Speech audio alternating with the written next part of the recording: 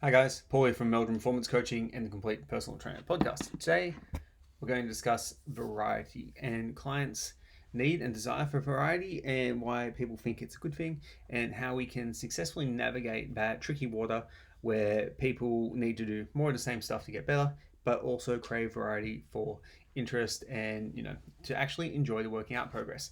And this is something that my mind has changed on many times throughout the years, and I'm sure I'll probably change it again. If you're not changing your mind, you're not learning anything. So just remember that. It's not a bad thing to change your mind. I've done it many times. So with variety, you can obviously take it too far. This is like the CrossFit, F45, like random type workouts. Some of those workouts are bad. They're getting people moving, which is fantastic, but to get the optimal results, they're not the best. People will say, oh, there's elite level CrossFitters. Well, they do elite level Olympic weightlifting workouts separate to their Metcons, etc. They move to bat towards competitive season.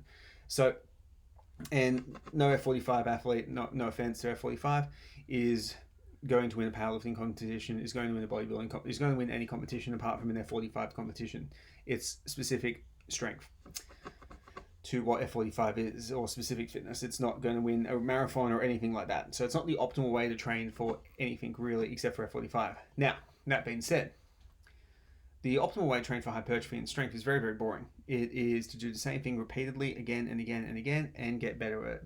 In fact, by what I've seen with the data on myocyte and muscle cell maturation, 16 weeks seems to be the ideal length of time to do the same exercises, which, if you're a very intense, focused and goal-oriented trainee, like a level 3 client, which I talk about in my 8-week free Training Journal Pop fitness course, you can handle that. But if you're a level 1 client, you just get bored out of your brain. So a level 1 client is someone who's very new to exercise. They don't particularly enjoy it yet. They may have done 1 or 2 fatty type things, but they don't know what works for them. They don't know anything about nutrition. They don't know anything about progressive overload.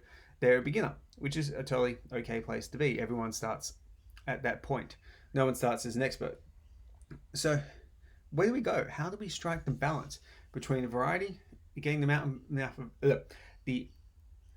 of variety to engage the client and keep them involved in the training process, and enough consistency to get better?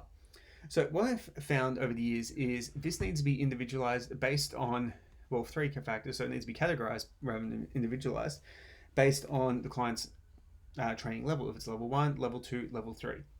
Now, a level 1 client can generally benefit from more variety.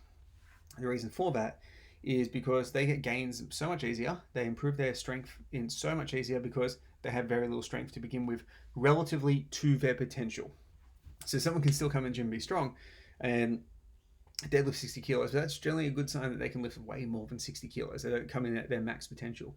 So if someone's a beginner client, they can have a lot more variety. What I'd recommend you do in this particular situation is at the end of their workouts, create something random and fun every single time. You don't have to create during the workout, ideally beforehand, so the client can do it, enjoy it, get exposed to new forms of training, new types of movement, and enjoy that process and get better at that way. And then hopefully they find some type of training that they really enjoy. Because for a beginner, our main goal is to make them really enjoy the process of exercising, to get them autonomous with it, and to expose them to as many things as possible while achieving their goals. Now, if someone's a level 2 client, what you would do is you would give them a little bit of autonomy with that.